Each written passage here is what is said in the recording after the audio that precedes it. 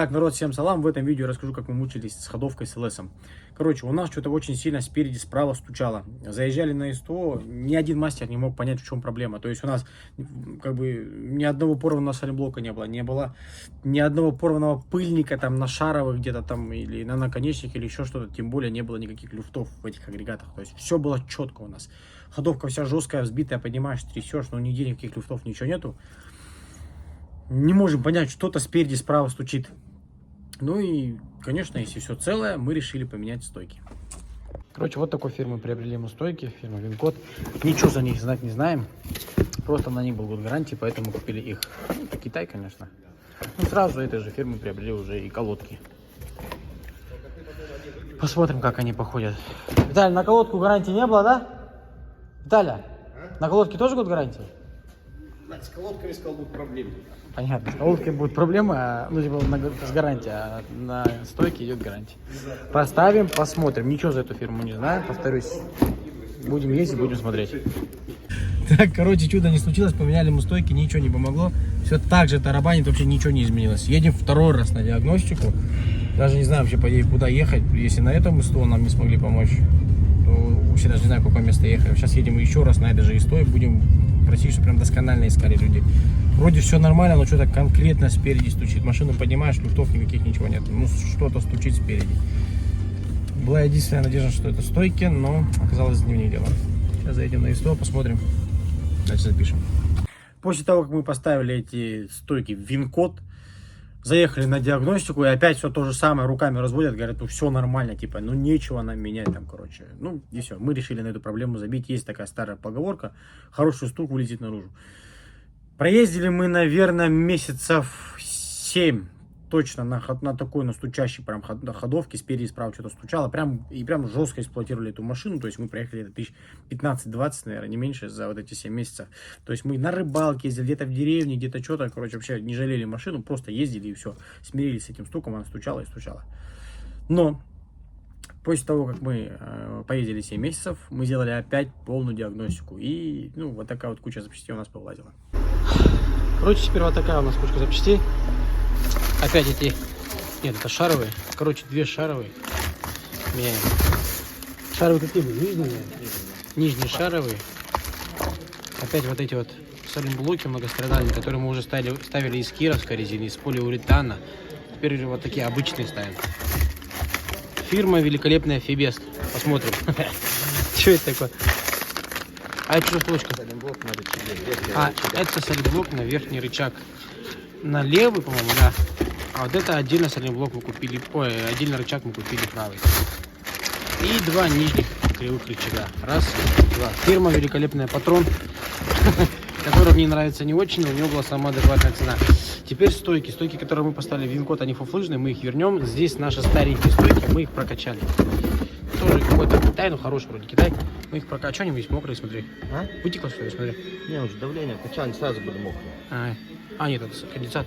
И, короче, старые стойки мы прокачали. Сейчас также у нас бешеный стук справа. Вот это сейчас все поставим, ну и посмотрим. Вот она наша все старая. Подожди, а колодки что это? Нет, сзади. А сзади поменялся, да? Да, хороший стойк.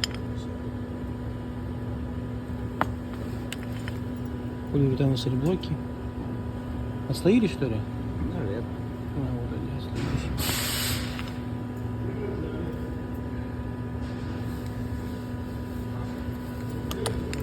Вот наши с кировской резины сайлентблоки.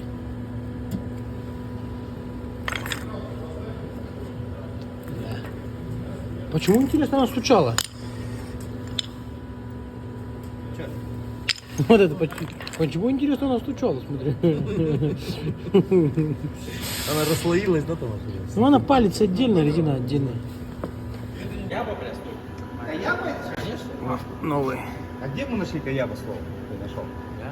Я как увидел, сразу понял. Алло. Андрюха? Да? Сними вот это колесо. 22 гайка. Кто тебе сказал, что это Каяба? А, да, Каяба. На старые были стойки Каяба. Мы их прокачали, Почему поставили. ты сказал китайский? Да не я сказал, кто сказал, мужик? Да? А этот, по-моему, китайская. Потому сказали. Нет, Каяба тоже, да, оба Каяба. Я поэтому и говорю, мне кто сказал, Вот хорошо, Каяба. старые стойки были Каяба, мы А их вы почему-то прокачали. посмотрели, мне сказали, говно китайское. Это Равиль. А эти нормальные сейчас, да, стали? Равиль, кстати, тоже так делал. Короче, вот такую кучу запчастей поменяли мы в этот раз. Теперь, когда мы сделали диагностику, у нас был конкретный люфт в правой шаровой и в правом верхнем рычаге. В прошлые разы, 7 месяцев назад, когда мы не могли найти, в чем проблема, у нас люфтов как бы не было ни в шаровой, ни в верхнем рычаге, не было никаких. Теперь они появились, люфты, как бы стук вылез наружу, короче, прям конкретные хорошие люфты появились, все. Теперь мы меняем обе шаровые, правый рычаг, слева поменяли сайлентблок, внутренние эти сайлентблоки поменяли, которые мы уже ставили китайские, потом, ну, китайские, я не помню, фирму Патрон, по-моему, мы ставили, потом ставили полиуретан, нет, не Патрон, сатовские мы ставили туда, сайлентблоки, потом ставили с кировской резины, теперь поставили полиуретан, получается, у нас тоже отслоился, теперь мы поставили фирмы Фебест, посмотрим, как они себя покажут. Стойки, винкод, нафиг, они тоже местами простукиваются, они себя ведут вообще никак по трассе, честно сказать, прям вообще не нравятся эти стойки винкод, поэтому мы лучше свои старые Каябы прокачали, поставили, теперь проблем никаких нету, ходовка себя очень хорошо, уверенно ведет. Теперь хочу ответить вот этим комментаторам, которые пишут, как вы можете на такую машину ставить там такие дешевые, типа китайские запчасти. Да какая это машина, это старый древний S-класс, в натуре, которому 15 лет. То есть раньше эта машина, да, конечно, там лет 10 назад считалась какой-то там крутой тачкой, там туда-сюда. Сейчас эту машину может позволить себе, каждый второй, каждый третий автолюбитель, так скажем. То есть где-то чуть кто-то поднакопит, где-то можно в кредит его взять. То есть, у кого-то, в принципе, есть возможность за наличку его купить. Нет проблемы купить эту тачку, она сейчас стоит дешевле, чем Camry Sirocco. Реально. И из нее какую-то там божественную тачку делать, я думаю, вообще не стоит ни разу. Это старый S-класс. Теперь, почему все-таки мы ставим туда недорогие запчасти, обычные? Да потому что просто, вот, повторюсь, эту машину может много кто себе позволить, и тот человек, который накопит на нее деньги, купит ее на последние бабки, он не сможет обслужить ходовку, потому что эта ходовка ему вылезет, не знаю, в 30-40% стоимости всего автомобиля. То есть вот мы потратили 137 тысяч на вот эту всю кучу запчастей, не считая стоек, потому что стойки мы прокачали, вин-код вернули. Стойки мы не считаем. Вот эти вот все запчасти 137 тысяч тенге. Да блин, на 137 тысяч тенге можно было купить только 2 рычага оригинальных. Вот 2 рычага нижних мы купили и все. Либо 2 шаровых мы купили бы и все. Реально, сейчас такие цены на этот ЛС, на запчасти нереальные, космические. Именно поэтому мы ставим китайские запчасти, чтобы человек, который приобретет себе этот ЛС, посмотрел это видео, посмотрел наши видосы, увидел, какие запчасти можно ставить, какие запчасти нельзя ставить из Китая. Поэтому мы пробуем, ставим Китай, мучимся, тратим бабки, меняем, там, эти ставим, то ставим, там, мучимся, где-то что-то там, что-то мутим, чтобы вы могли максимально бюджет обслужить этот автомобиль, потому что этот автомобиль, он как бы не заслуживает того, чтобы прям в него такие огромные бабки вбухивать, понимаете? Это обычная машина, S-класс, базар нет, но это обычная старая машина.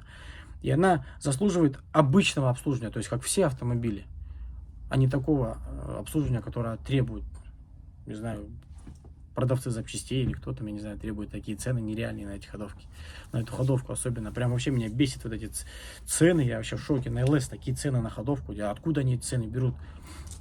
Кто-то же сказал, как цены, говорит, на квартиру растут, так и цены на запчасти. Кто-то жопа, говорит, на калькулятор сел, говорит, бах, цена, вот все, столько будет стоить рычаг. Походу, вот так вот это делается. В общем, как-то так. Всем пока. Смотрите, следите. Дальше будем с лесом с нашим возиться. Будем максимально бюджетно и стараться максимально хорошо его обслуживать. Как-то так. Всем пока.